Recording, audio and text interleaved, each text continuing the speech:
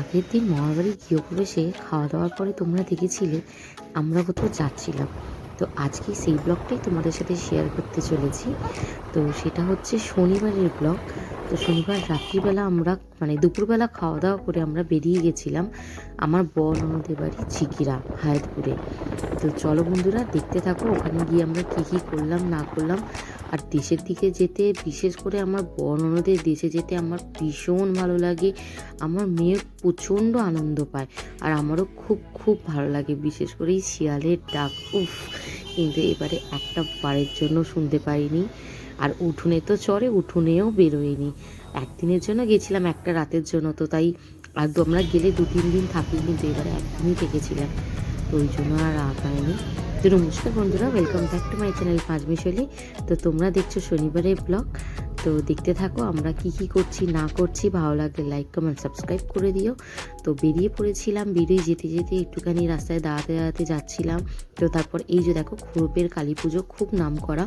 আমি কোনোদিন মায়ের দর্শন করিনি বা মেলাও আমি দেখিনি, কিন্তু শুনেছিলাম।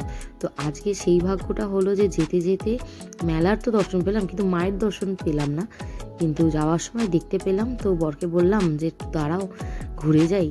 তো ও ভেবেছিল যে ঠাকুর হয়তো রয়েছেন, কিন্তু মা তো ছিলেন না। মা শনিবারে আমরা গেছিলাম, তো মা বৃহস্পতিবার শুক্রবার দিনকে না বুধবার দিনকেই মায়ের ভাসান হয়ে গেছিলেন।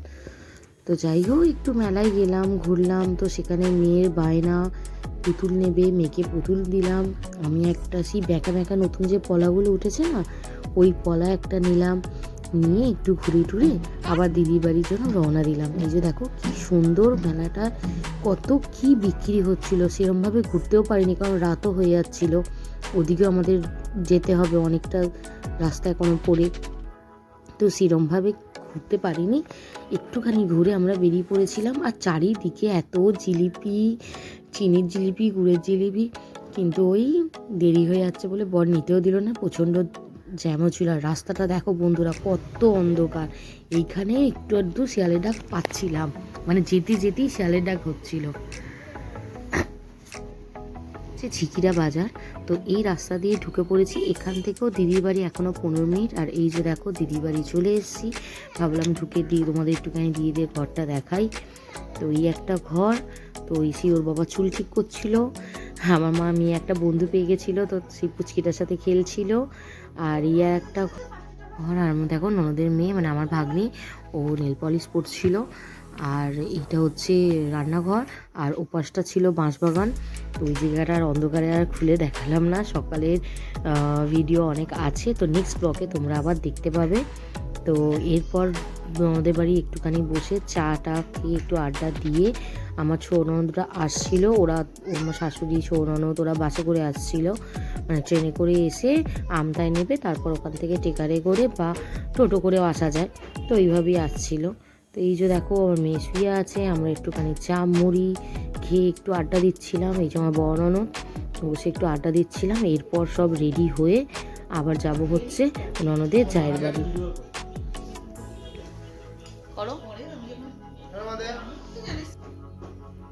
এই যে দেখো ননদের জায়ের বাড়ি আমরা যাচ্ছি। আর ওই যে বাড়িতে পুজো হচ্ছিল, তো সাউন্ডটা অফ করতে হয়েছিল, কারণ কপিরাইট পড়ে যাচ্ছে বারবার। তো এই যে দেখো আমি নাচছে গানের আওয়াজে।